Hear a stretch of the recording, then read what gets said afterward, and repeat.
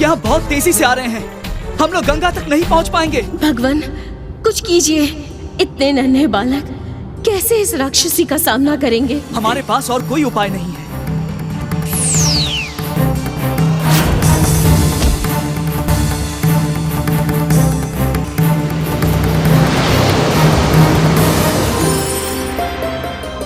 राम, ये धरती के बहुत ही शक्तिशाली अस्त्र हैं।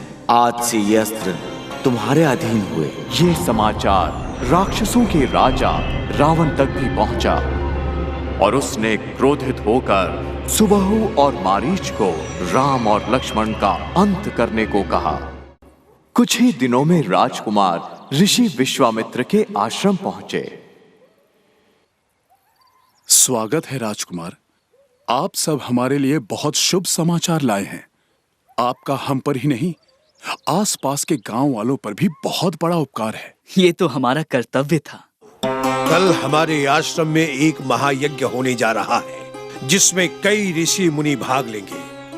यज्ञ समाप्ति पर स्वयं भगवान प्रकट होकर हमें आशीर्वाद देंगे। ताड़का के बेटे सुबाहु और मारीच यज्ञ में बाधा डालने की कोशिश करेंगे। तुम्हें उन्हें किसी भी तरह की बाधा डालने से रोकना होगा, ताकि यज्ञ शांति से संपन्न हो। जैसा आप कहें गुरुदेव। स्वामिने नमः स्वाहा। ओम द्रुपदाय नमः स्वाहा। ओम नारायणाय नमः स्वाहा। 5 दिन तक राम और लक्ष्मण की निगरानी में हवन शांति पूर्वक चलता रहा। नमः स्वाहा।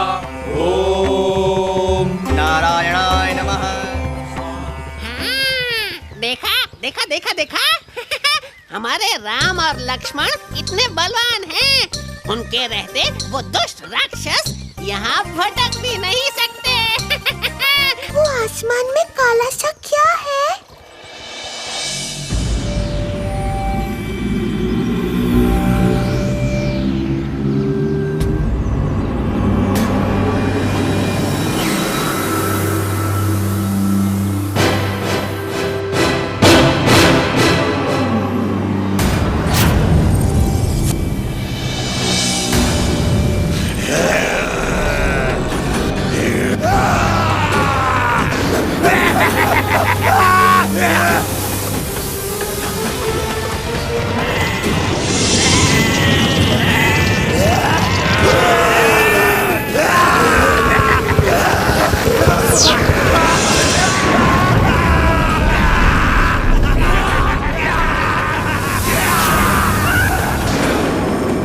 राम ने अपना शक्तिशाली मानव अस्त्र निकाला और मारीच पे निशाना साधा।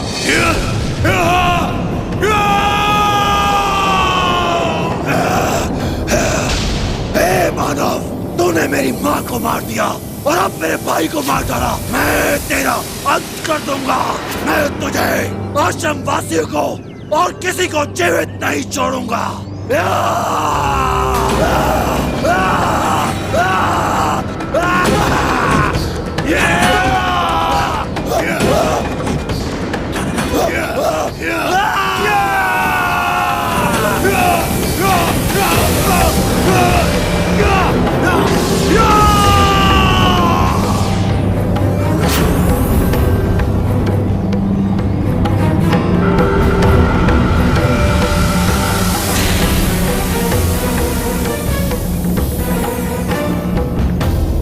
अगले दिन ऋषि विश्वामित्र ने उनको अपने पास बुलाया और कहा, राम, यहाँ पर तुम्हारा कार्य संपन्न हुआ, किंतु अयोध्या जाने से पहले मैं चाहता हूँ कि तुम एक और कार्य करो। यहाँ से थोड़ी दूर पे मिथिला नाम का एक नगर है। वहाँ के राजा के महल में भगवान शिव का धनुष है। उस धनुष को आज तक कोई नहीं उठा पाया है। अगर तुम वो धनुष उठा पाए तो तुम दुनिया के सबसे बलवान योद्धा के नाम से जाने जाओगे। जैसा आप कहें गुरुदेव। अगले दिन दोनों राजकुमारों ने मिथिला की ओर प्रस्थान किया।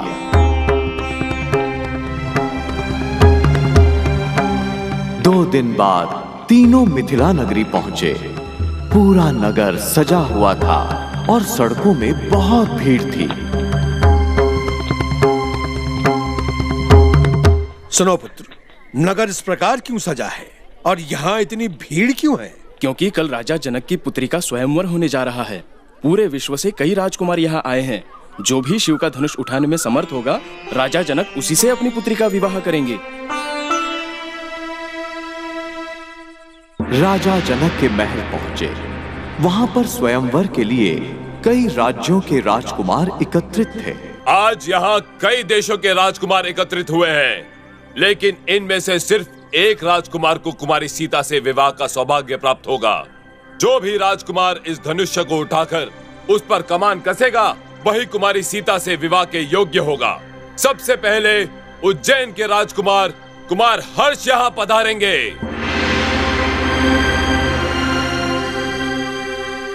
ऐसे एक क्या, मैं 4-4 धनुष एक साथ उठा सकता हूं।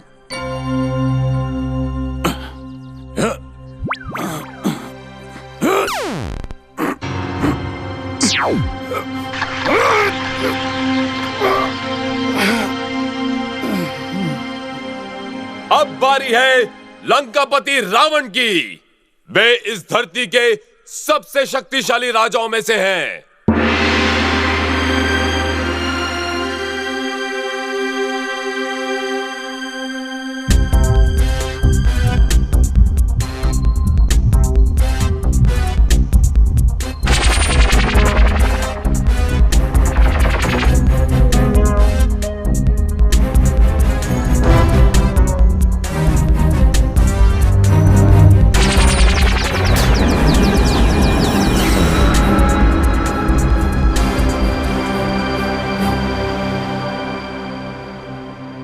राजकुमार राम, अब आपकी बारी है।